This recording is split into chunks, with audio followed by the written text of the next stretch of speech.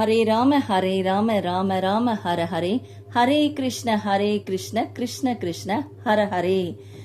அத்தியாயம் 2 பதம் 28 பகவான் அழகாக கூறியிருக்கின்றார் பாருங்கள். நம்முடைய ஆன்மாவை பற்றிய சிந்தனையை பல்வேறு விதமாக பகவான் நமக்கு சான்றாக சொல்லிக் கொண்டே வருகிறார். அதில் மற்றொரு சான்றை கூறியிருக்கின்றார் பாருங்கள். இந்த பதத்தில் நம்முடைய உடலுக்கு நாம் ஆடை அணிகின்றோம் இல்லையா? அந்த ஒரு நாள் ஆடை அணிந்துவிட்டு அடுத்த நாள் மீண்டும் வேறு உடை மாற்றுகிறோம்.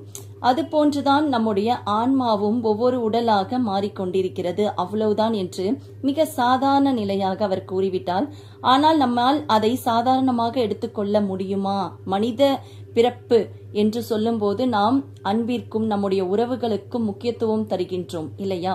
அப்போது பகவான் கூறுகின்ற செய்தியையும் நாம் எடுத்துக்கொள்ள வேண்டும். அவர் கூறுகின்ற கருத்தையும் நாம் உள்வாங்கிக் கொண்டு வாழ வேண்டும். அதுதான் கீதையின் உட்பொருள் சுருக்கம் இல்லையா? அவ்வாறு கூறுகின்ற நிலையில் நாம் எவ்வாறு அதை அசாதாரணமாக எடுத்துக்கொள்வது என்று பார்க்கும்போது, அசாதாரண நிலையை சாதாரண நிலையாக மாற்ற வேண்டும் என்று சொன்னால், நாம் நம் பிள்ளைகளின் மீது அன்பு வைத்திருக்கின்றோம், பெற்றோர்களின் மீது அன்பு வைத்திருக்கிறோம். ஆனால் அவை எல்லாமே இவ்வுலகில் மாயைதான்.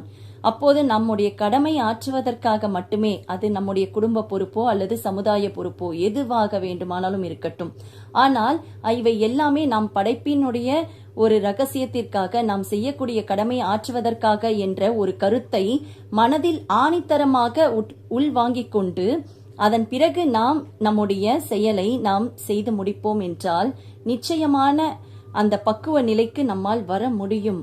ஆம், அந்த பக்குவ நிலையை நாம் அடைய வேண்டும் என்றால் நிச்சயமாக பகவானின் அனுகிரகமும் நமக்கு வேண்டும். எனவே நாம் சிந்தித்து செயலாற்றுவோம். மீண்டும் அடுத்த பதத்தில் சந்திப்போம்.